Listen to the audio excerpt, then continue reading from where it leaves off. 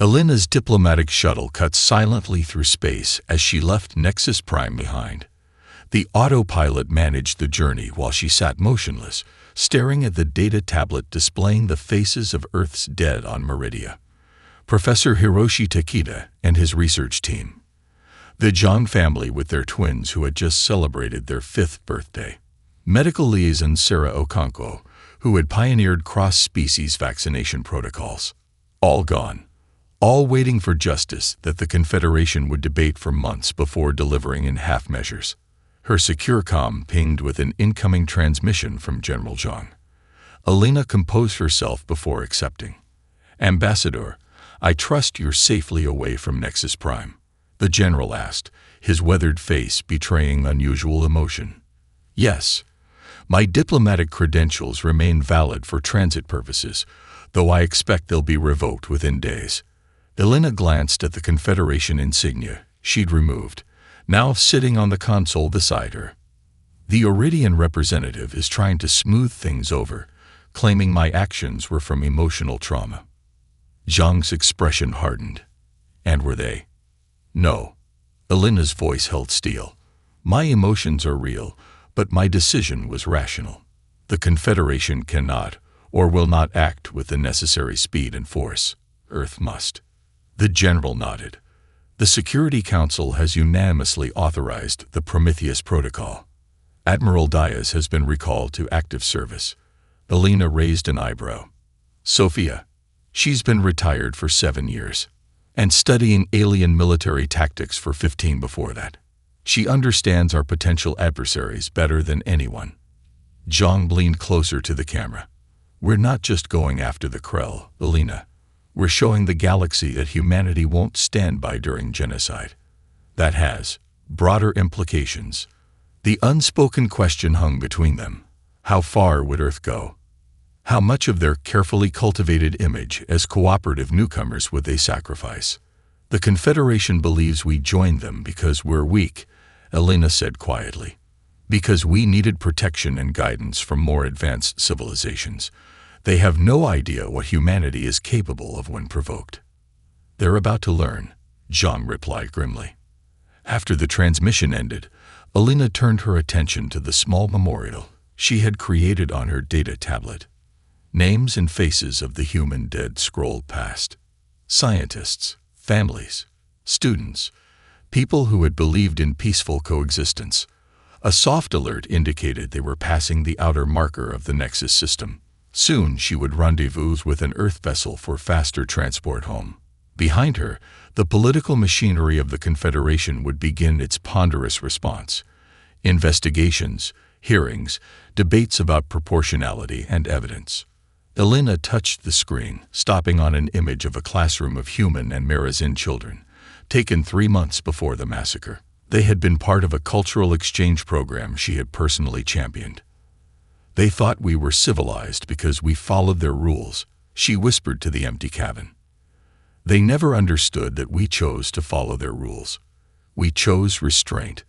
We chose patience." Her finger traced the smiling faces on the screen. "And now we choose justice." As the diplomatic shuttle accelerated toward the rendezvous point, Elena Rice prepared to help unleash a side of humanity the galaxy had never seen. The terrible, swift sword that had always waited behind humanity's diplomatic smile. The newly commissioned Retribution fleet hung in Earth's orbit like a gathering storm. Ships that had been hidden in plain sight now bristled with weapons systems the Confederation had explicitly banned. Admiral Diaz stood on the observation deck of her flagship, the Nemesis, watching as the final preparations were made. Colonel Javier Santos approached with a data tablet. "Final crew manifests are complete, Admiral. Many of our personnel have personal connections to Meridia." Diaz nodded grimly. "That was intentional in the selection process. Not for vengeance, but for resolve." "Some might say that's the same thing," Santos replied carefully. "They're wrong." Diaz turned to face him fully. "Vengeance is emotional, undisciplined. Resolve is cold, calculated, and utterly committed. We're not lashing out, Colonel. We're delivering a message written in fire. Touch humanity, and there is nowhere in this galaxy you can hide." President Okafor's image appeared on the main view screen, her face solemn. "Admiral, is the fleet prepared for departure?" "Yes, Madam President. All vessels report ready status." Okafor's eyes betrayed the weight of her decision. "The Confederation ambassador has formally requested we delay any military response for 90 days while their investigation proceeds. He promises swift action thereafter." A ripple of bitter laughter spread across the command deck. Diaz didn't smile. "And your response, Madam President?" "I informed him that Earth considers the Krell Empire to be engaged in ongoing genocide based on confirmed intelligence about their plans for Arcadia. Our response is therefore preventative, not retributive." Okafor paused. "Though we all know it's both." General Zhang entered the frame beside the President. "Admiral, we've decoded additional Krell communications. They refer to the Meridia massacre as Phase 1 of something called the Evolutionary Correction Initiative. Intelligence suggests they've identified 17 species for potential removal from the galactic ecosystem." Diaz felt ice in her veins. "They're systematic exterminators." "Yes," Zhang confirmed. "And they've classified humanity as unnecessarily emotional, potentially destabilizing to proper galactic hierarchy. We're on their list, Admiral. Not immediately, but eventually." "Then we have even more reason to proceed," Diaz said. "This isn't just about Meridia anymore. It's about stopping a campaign of extermination before it gains momentum." President Okafor squared her shoulders. "You have your orders, Admiral. The Prometheus Protocol is fully authorized. Show the galaxy what happens when humanity stops being diplomatic and starts being human." As the transmission ended, Diaz turned to her command staff. "Set course for the Krell border. Ghost Protocol active upon system departure. We move silent, we move fast, and we hit them where they're weakest." Outside the viewport, Earth rotated serenely below, blue and peaceful. For 20 years, humanity had presented itself as just another civilized species learning to take its place among the stars. The mask was about to come off. In her personal quarters later, Diaz reviewed the classified xenopsychology reports on the Krell. Their society was built on dominance, their entire culture centered around the concept of evolutionary superiority. They genuinely believed they were doing the galaxy a service by pruning species they deemed unworthy. "They think themselves apex predators," Diaz murmured. "They've never met humanity at war." The Nemesis's engines hummed as final launch preparations completed. Within hours, the most powerful military force humanity had ever assembled would vanish from monitored space, invisible until the moment of reckoning. The sleeping giant wasn't just awake, it was hunting. Ambassador T. Lara maintained her composed facade as she departed the Confederation subcommittee meeting. Once alone in her secure office, she activated the quantum-encrypted channel to Admiral Diaz's fleet. "The Confederation remains fixated on procedural matters," she reported. "They're still debating whether to classify the Meridia incident as genocide or extreme military action. Their semantic arguments bias time." Admiral Diaz's holographic projection nodded. "And the Krell representatives?" Conspicuously absent from proceedings, their formal statement claims they're conducting internal reviews of the incident. "They're preparing for our response," Diaz concluded. "They know we won't follow Confederation protocols, but they underestimate how far we'll go." Hilara's expression remained neutral, but her eyes betrayed concern. "The Thracian delegate approached me privately. They've detected unusual energy signatures from their monitoring stations near Krell space. I believe they suspect your fleet's movements." "The Thracians have always been more perceptive than most," Diaz acknowledged. "Keep them close, Ambassador. They may become allies when our actions become public." As the transmission ended, T. Lara returned to her diplomatic duties, playing the role of Earth's reasonable voice while humanity's fist closed silently around the Krell Empire. Captain Chen's scout vessel Harrier drifted with minimal power through the debris field that had once been a Krell mining outpost. Her ship's revolutionary stealth systems rendered it nearly undetectable, but Chen took no chances. The Krell border defenses were formidable. Multiple life signs confirmed on the third moon, her sensor officer reported quietly. The energy-dampening field makes precise readings difficult, but population estimate between 200 and 300 beings. Non-Krell biosignatures. Chen studied the tactical display. Labor camp. Most likely. Detecting minimal Krell security presence, they rely on the moon's toxic atmosphere and remote location as natural barriers to escape. Chen opened a secure channel to the flagship. Admiral, Harrier confirms suspected slave installation at coordinates 227 Mark 44. Alive but likely in poor condition. Recommend immediate extraction operation. Diaz's voice came through clearly despite the vast distance. Acknowledged, Captain. Maintain observation. Shadow Squad is being redirected to your position. Chen's lips curved in a thin smile. Major O'Keefe's reputation had reached near-mythic status even within military circles. If anyone could extract prisoners from a Krell labor camp without alerting their defense grid, it would be Shadow Squad. Major Imani O'Keefe reviewed the Harrier's sensor data as her team prepared for deployment. The 12 members of Shadow Squad represented Earth's finest special operators, each selected not just for combat skills, but for psychological resilience. Their current mission would test both. The facility appears to be using outdated Krell security protocols, Specialist Rivera noted as she calibrated her phase shift equipment. Their arrogance works in our favor. O'Keefe nodded. Standard extraction parameters with one modification. We take one Krell overseer alive. Intelligence needs fresh information about their command structure. Lieutenant Katsuki checked his non-lethal restraint gear.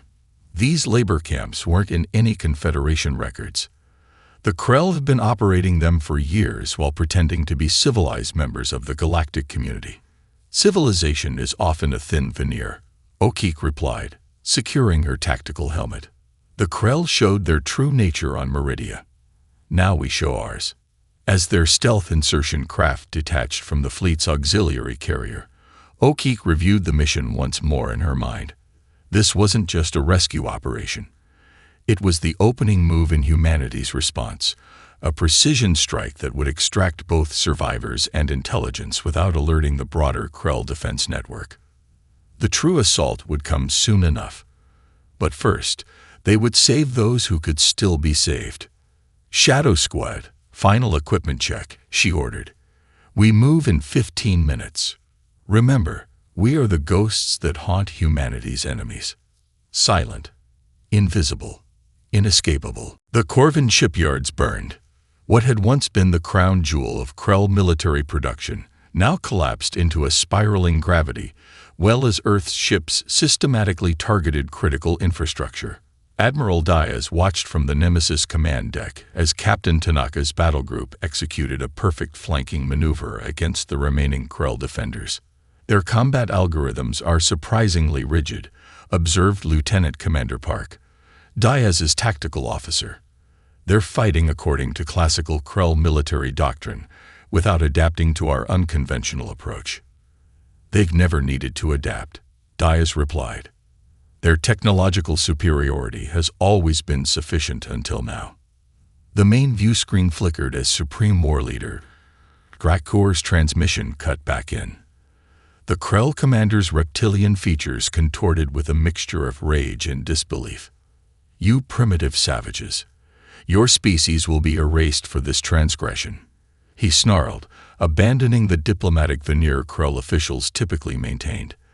The Dominion Council will authorize total extermination protocols. Admiral Diaz's expression remained unchanged. Your threats mean nothing, War Leader. Your empire's exceptionalism dies today. But before this ends, I want you to understand something.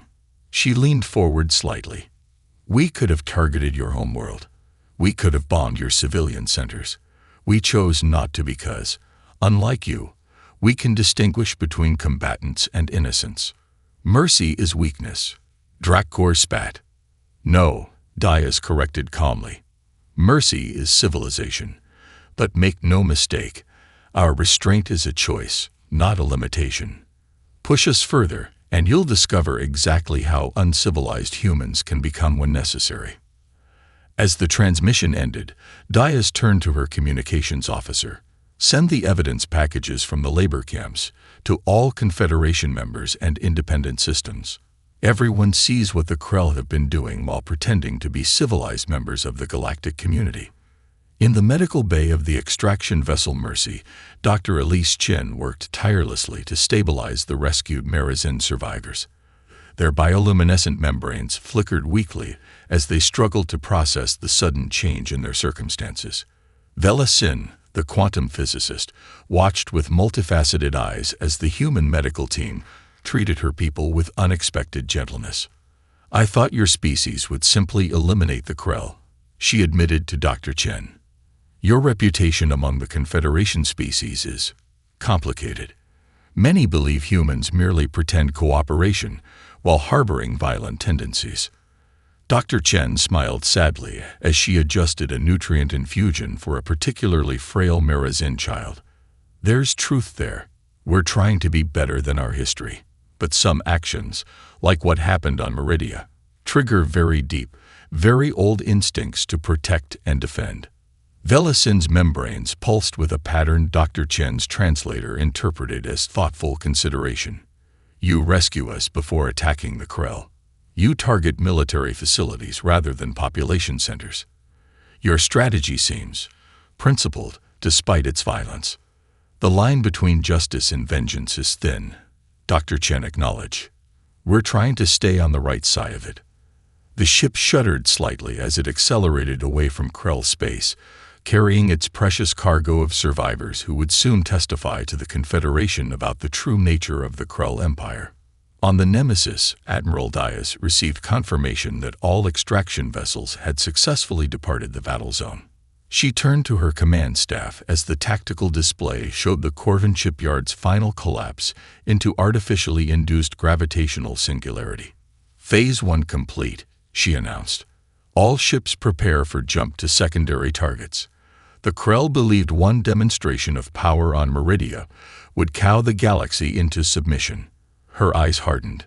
Our demonstration has only just begun. The human fleet vanished into FTL, leaving behind the ruins of Krell military might and a clear message to the galaxy. Genocide would no longer go unanswered. The diplomatic landscape shifted dramatically as evidence from the Krell labor camps reached Nexus Prime. Ambassador T. Lara stood calmly in the center of the storm, fielding questions from increasingly divided Confederation representatives. Earth regrets the necessity of unilateral action, she stated with practiced composure, but we stand by our decision to prevent further genocide. The evidence before you confirms that the Meridia massacre was not an isolated incident, but part of a systematic pattern of extinction-level events perpetrated by the Krell. Elder Siphos of the Arcadian Collective approached T. Lara after the formal session concluded. The crystalline being's facets refracted light in patterns that indicated deep emotional resonance. My species owes yours a debt beyond calculation, Siphos communicated. Had the Krell's plans proceeded, we would already be facing orbital bombardment. 5 billion Arcadians still live because Earth acted while the Confederation debated. T. Lara inclined her head. We acted as we believe any moral civilization would given the same information and capacity. Perhaps, Siphos's harmonic voice vibrated thoughtfully. But many here had the information. Only Earth had the will to act upon it. There is a lesson in this the Confederation must learn, however uncomfortable. As the Arcadian departed, T. Lara noted representatives from 7 species gathering in a private discussion chamber. Her intelligence training recognized the significance. Species that had historically maintained neutrality were now aligning with Earth's position. The political calculus of the Confederation was shifting. In a secure facility beneath Geneva, Elena Reyes met with representatives from species whose citizens had also perished on Meridia. Though no longer Earth's official ambassador, her expertise made her invaluable for these sensitive discussions. The Confederation's architecture was designed to prevent wars between members, Elena explained to the gathered delegates. Its mechanisms were never intended to address existential threats from within. Earth is willing to bear the burden of action, but we need not act alone. The Solari representative, a being of semi-corporeal light, pulsed with emotion. Your methods violate Confederation principles of non-intervention and proportional response. So does genocide, Elena replied simply. The question isn't whether Earth's response is procedurally correct, but whether it is morally necessary. The Thracian delegate, a methane breather whose environmental suit hummed softly, leaned forward. Our long-range sensors detected your fleet movements days ago. We chose silence rather than alerting the Confederation. Elena's eyebrow raised slightly at this admission. The Krell have long posed a threat that the Confederation refused to acknowledge. The Thracian continued. The Thracian Dominion has maintained defensive postures at considerable economic cost, while the Confederation assured us of our security.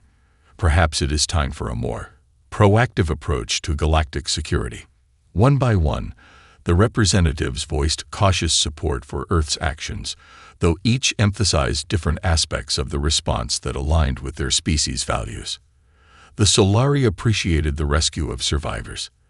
The Thracians respected the military precision.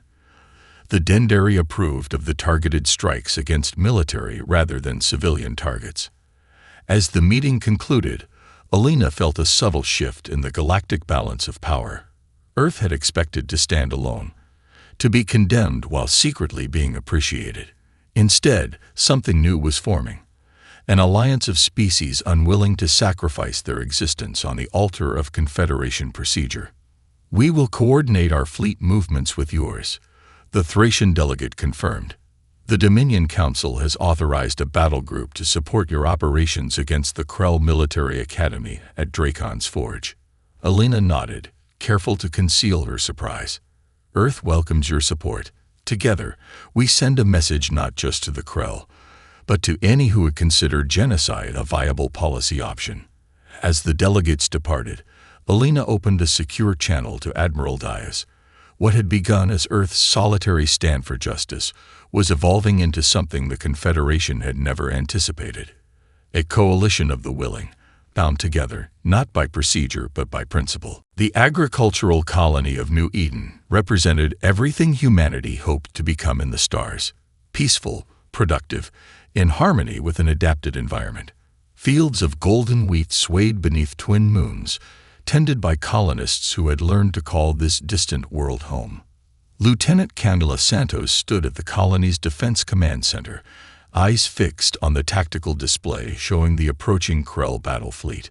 3 strike groups converged on what Krell intelligence had identified as a minimal defense human outpost, the perfect target for retaliation. Evacuation status, she asked calmly, despite the fear clawing at her chest.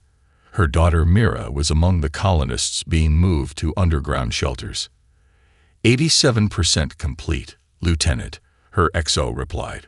All children and priority civilians are secured. Santos nodded, maintaining her professional demeanor while silently thanking Admiral Diaz's foresight. The colony appeared defenseless by design, a deliberate vulnerability that now served as bait for a trap 3 months in the planning. Aboard the Krell command vessel, Supreme Battle Commander Vexkar addressed his officers before the assault.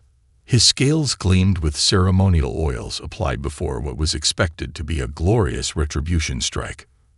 These humans have shown unexpected aggression, he hissed to his subordinates. The Dominion Council requires a demonstration that such behavior brings consequences. Leave no structure standing, no field unburned, no human alive. His officers saluted, talons striking chest plates in ritualized movements. None questioned the order to exterminate an entire colony of civilians.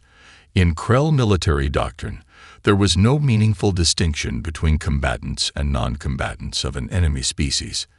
As their fleet established bombardment positions, energy signatures suddenly flared around them. Earth's Second Fleet, commanded by Vice Admiral Jackson Wade, decloaked from stealth formation in a perfect encirclement.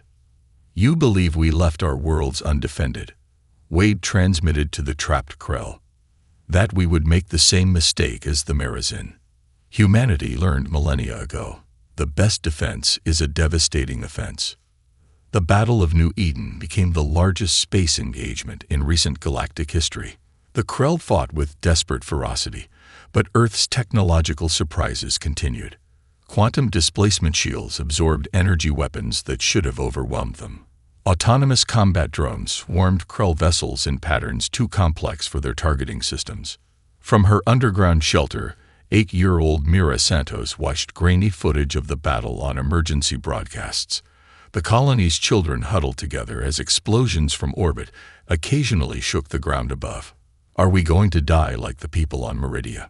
Mira asked a nearby colonial defense officer, clutching her stuffed penguin. The woman knelt beside her. "No, sweetheart. The difference is that we knew they might come for us. And we were ready." She pointed to the ceiling. "Those booms mean our ships are protecting us." In orbit, Vice Admiral Wade directed the battle from the flagship Oran. The Krell had committed significant forces to what they believed would be an easy victory, and now found themselves caught in humanity's carefully laid trap.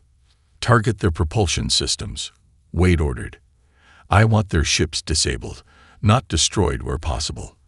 And maintain the cordon. Nothing escapes to warn the rest of their fleet." His XO looked surprised. "Sir, they came to exterminate our colony. Why show restraint?" Wade's expression remained grim. "Because we're fighting to prove we're better than them, not just stronger." Admiral Diaz's orders were explicit. "We demonstrate that humanity can deliver justice without becoming like our enemy." The battle raged for 6 hours before the last Krell vessel surrendered. Of their original fleet of 27 ships, 18 were captured relatively intact with crews imprisoned. The remaining 9 had fought to self-destruction rather than face capture. As the firing ceased, Lieutenant Santos emerged from the colony's command bunker to see debris streaking like meteors through New Eden's atmosphere. The remnants of Krell vessels burning up on re-entry. Her communications officer approached with a tablet. "Lieutenant, Vice Admiral Wade is requesting colony status." Santos looked across the undamaged fields of wheat stretching to the horizon. Fields the Krell had intended to burn along with every man, woman, and child who tended them. "Tell the Admiral New Eden stands unharmed," she replied, her voice steady despite the tears of relief threatening to break through her professional demeanor. Not a single civilian casualty. The trap worked perfectly. As she ended the transmission, her daughter Mira ran across the courtyard and leaped into her arms. Santos held her tightly, understanding more viscerally than ever before what this war was truly about. Not vengeance for the dead of Meridia, but protection for the living throughout the galaxy who would be next if the Krell continued unchecked. The Battle of New Eden would soon become more than a military victory. It would become a symbol of humanity's approach to war itself, deadly efficient when necessary, but tempered by restraint that their enemies had mistaken for weakness. Supreme Overlord Kivax hurled a ceremonial blade across the war chamber, narrowly missing his strategic analysis minister. The bunker deep beneath the Krell homeworld vibrated with his rage as reports continued to flow in. Shipyards destroyed, labor camps liberated, the New Eden trap sprung with devastating consequences. These humans are not behaving according to any rational conflict model, the minister reported, scales pale with stress. They are not seeking territorial gain, resource acquisition, or political leverage. Their only objective appears to be justice. Justice is a concept for the weak, Kivax snarled, baring razor teeth. We are Krell. We have cataloged the extinction of species that existed before these humans crawled from their evolutionary muck. The military commander ducked her head submissively. Nevertheless, Overlord, we have lost 42% of our naval capacity. The Corvin shipyards will take decades to rebuild. The New Eden strike force has been completely destroyed or captured. Kivax's vertical pupils contracted to thin slits, and now other species join them. Arcadians, Thracians, Solari. They form a coalition while the Confederation debates procedural violations. His claws scraped against the stone table. They leave us no choice. Overlord, the minister questioned cautiously.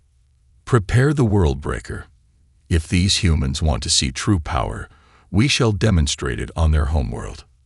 A ripple of unease passed through the chamber. The world breaker was not merely a weapon. It was an extinction-level device, developed in secret violation of Confederation treaties and capable of rendering an entire planet uninhabitable. The Confederation will not overlook such an action, the military commander warned. Even species currently neutral would turn against us. The Confederation will cease to exist in its current form once we demonstrate the consequences of defying the Krell, Kavax declared. Activate the facility. Begin the preparation sequence. Deep within Krell territory, intelligence sources loyal to more moderate factions transmitted this information through channels they knew would reach Earth. The activation of the World Breaker facility could not be kept entirely secret. Too many technicians, too many power signatures, too many specialized materials being transported. Admiral Diaz received this intelligence during a strategy session with her allied commanders. Representatives from the Arcadian Collective, Solari Republic, and Thracian Dominion study the reports with expressions ranging from crystalline stillness to luminous flickering to atmospheric disturbances within environmental suits. This was always a possibility, Diaz acknowledged, studying the facility schematics smuggled out by the informants. The question was whether they would be desperate enough to use it. The Thracian commander's voice hissed through his suit's translator. Once deployed, the World Breaker cannot be intercepted. Its phase-shifted payload exists partially outside normal spacetime until detonation. Then we must strike before deployment. The Arcadian representative resonated. A preemptive attack on the facility. Diaz shook her head. The facility is too heavily defended for conventional assault. Even our combined fleets would suffer unacceptable losses before breaking through their defensive grid. Then Earth is doomed. The Solari commander pulsed anxiously. A slight smile crossed Diaz's weathered face. I didn't say we couldn't stop it. I said a conventional assault wouldn't work. She activated a secure channel. Major O'Keek, is Shadow Squad prepared for Operation Damocles? O'Keek's voice came through clearly. Yes, Admiral. My team has been training with the quantum translocation technology since we received the intelligence about the World Breaker. We're ready. Diaz turned back to her allies. We have one more technological surprise the Krell don't know about. The ultimatum came hours later. A Krell transmission broadcast across all Confederation frequencies showed Supreme Overlord Kavax himself, resplendent in battle regalia. Humans of Earth, he began, reptilian features conveying smug superiority.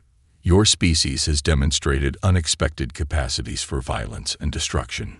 The Krell Dominion acknowledges your martial abilities, but cannot allow such chaos in the ordered galaxy. Kavax's ultimatum was brutally simple. Withdraw all forces from Krell space immediately. Return all liberated Krell subjects. Submit to Krell authority as a client species. Failure to comply within one planetary rotation will result in the deployment of the World Breaker against Earth. The Confederation Assembly exploded into panic. Even species that had supported Earth's actions now feared the escalation to planet-killing weapons. Emergency sessions convened to discuss evacuation assistance for Earth. In Geneva, Earth's unified government gathered in emergency session. General Jung presented the military assessment with characteristic directness. We cannot intercept the World Breaker once deployed. Our only option is a preemptive strike against its current location. President Okafor, who had maintained a deliberately low profile during the conflict, addressed the council. Her normally calm voice carried an edge of steel. We knew this might come to this moment. The question before us is simple. How far are we willing to go for justice? For the memory of Meridia? For the safety of countless worlds that would fall to the Krell if we falter? The council's decision was unanimous. President Okafor transmitted directly to Admiral Diaz. Operation Damocles is authorized. In her quarters aboard the Nemesis, Admiral Diaz stared at the authorization code with the weight of billions of lives on her shoulders. She opened a secure channel to Major O'Keek, who had just returned from a reconnaissance mission near the Worldbreaker facility. "Hey Manny, it's time. Prepare your team for immediate deployment." O'Keek's dark eyes showed no fear on the comm screen. "What's the objective, Admiral?" "Not what. Who?"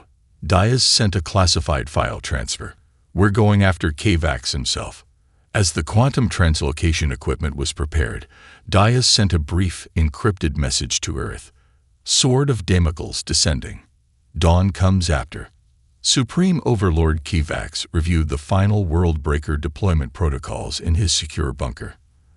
The Krell leader felt confident in his species' ultimate victory, despite recent setbacks.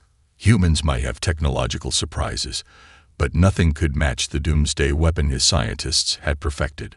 Once Earth was reduced to a radioactive cinder, the coalition they had formed would collapse, and the Evolutionary Correction Initiative could proceed as planned. "Time to human deadline," he demanded of his subordinates.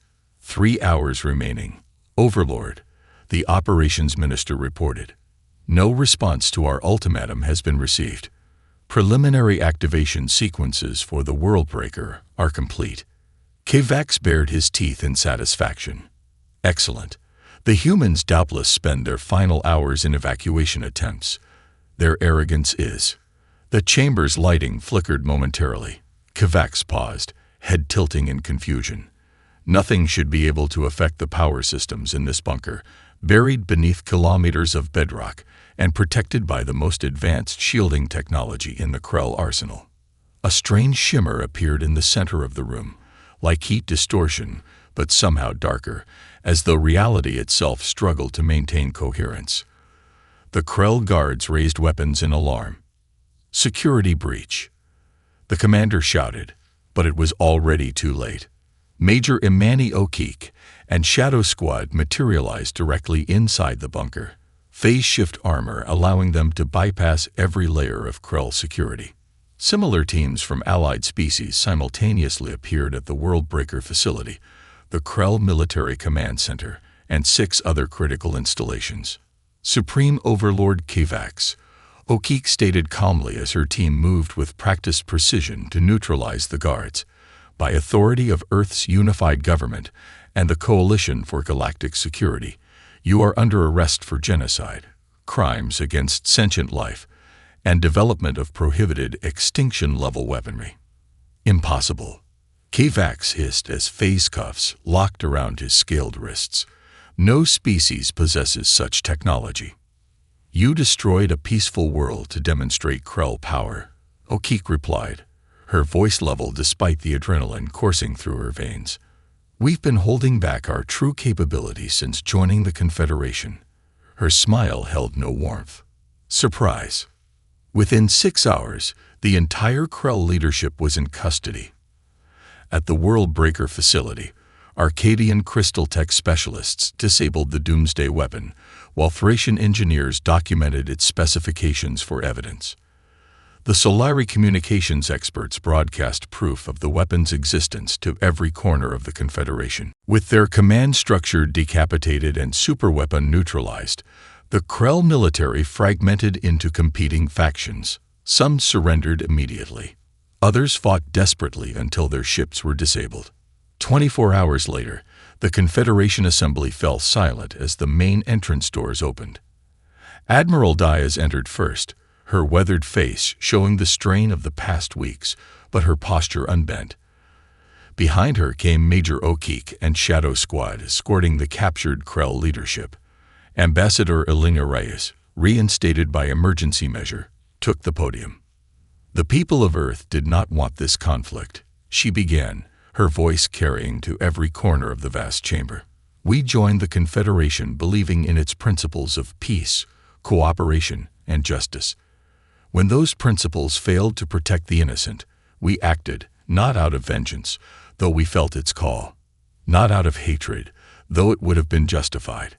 Her eyes moved across the gathered representatives. "We acted because someone had to stand between predators and prey." Elena gestured to the captured Krell leaders. "We bring before you those responsible for the Meridia genocide and the planned extinction of the Arcadians. We bring evidence of 27 previous species corrections conducted by the Krell over 2 centuries. We bring proof that they developed and intended to use a planet-killing weapon. She paused, letting the magnitude of these crimes sink in. We could have executed them. Many on Earth would have preferred that. Instead, we bring them to justice, your justice, because despite everything, we still believe in what the Confederation could be. The Assembly's response surprised even Alina. Elder Siphos of the Arcadians approached the podium, crystal body resonating with formal significance. The Confederation failed its most sacred duty, to protect life. Earth reminded us that principles without action are merely words. The Elders' resonance deepened. The collective proposes that humanity take leadership of a reformed Confederation Defense Council, with authority to act immediately when genocide threatens. As the assembly erupted in a mixture of support and protest, President Okafor addressed Earth's citizens from Geneva. Today marks a turning point. We entered the galactic community hoping to learn from older, supposedly wiser species. What we discovered is that humanity's greatest strength isn't our technology or military might. It's our unwillingness to stand by while innocents suffer. 1 month later, Admiral Diaz stood beside Alina Reyes on the observation deck of the memorial ship orbiting the remains of Meridia. The vessel carried representatives from all coalition species and family members of the humans who had died in the massacre. Was it worth it? Diaz asked quietly, watching as memorial capsules were launched toward Meridia's surface, each containing seeds from Earth and the homeworlds of other victims, symbols of new life to honor the dead. Ask them, Alina replied, nodding toward Velasin and other survivors who now worked with Confederation scientists on plans to eventually restore their devastated world. Diaz nodded slowly. The Krell believe power came from the ability to destroy. They never understood that true strength lies in knowing when not to use that ability, and when you must. As the memorial ship completed its orbit, a simple stone monument was transported to the planet's surface. It bore the names of all who perished, Merizin and human alike. Beside it stood a plaque with Earth's now famous declaration. This is where we stop being civilized. This is where humanity stands.